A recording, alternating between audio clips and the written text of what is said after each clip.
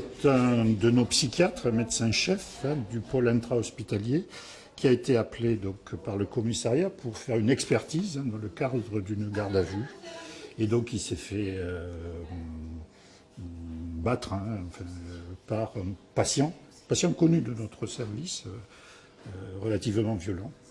Donc il a été transporté aux urgences de l'hôpital d'Albi et transféré au CHU pour être opéré sur des problèmes d'œil. Ce sont des choses qui arrivent fréquemment ou c'est assez rare? Alors, à ce niveau de violence, non. À ce niveau de violence, c'est rare. Dans ma carrière, par rapport à un praticien, c'est la première fois depuis 2009 que je vois ça. Par contre, il y a de la violence quasiment quotidienne, qui peut être verbale, etc. Mais c'est un métier, la psychiatrie, où on apprend à gérer la violence. Et donc tout le travail des soignants, que ce soit les médecins psychiatres ou les infirmiers, c'est d'apprendre à ne pas rentrer dans l'escalade de la violence, à pouvoir apaiser, etc. Donc il y a tout un tas de techniques.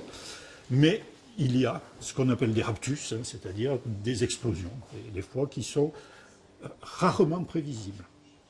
Voilà. Bon, donc c'est un événement très douloureux qui affecte l'ensemble de la communauté.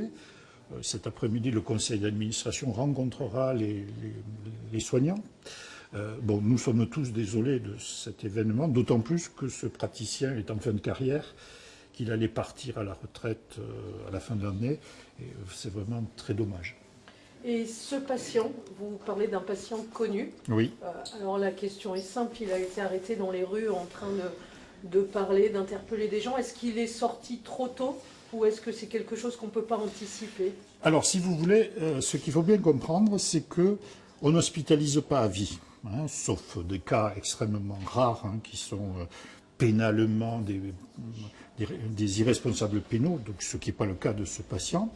Et donc, il y a des phases de traitement en hospitalisation, et dès que le patient commence à être stabilisé, il est sortant. Par contre, quand il est sortant, il est suivi régulièrement dans ce qu'on appelle des centres médico-psychologiques, des CMP, et donc il est vu régulièrement par des psychiatres. Mais entre deux consultations, évidemment, il est chez lui, il est en libre, etc. Et donc théoriquement, il prend des médicaments, s'il a un problème, il peut évidemment retourner auprès du CMP ou de notre service d'urgence, ce qui n'a pas été le cas. Voilà. C'est compliqué ce suivi, non? Le suivi, il y a toujours une part d'aléa. Il y a toujours une part d'aléa.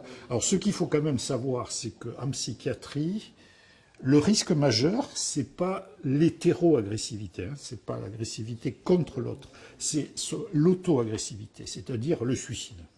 Et ce qu'on fait très attention, c'est que les patients, une fois chez eux, ne se retrouvent pas seuls en situation de détresse et passent à l'acte, mais vis-à-vis d'eux-mêmes.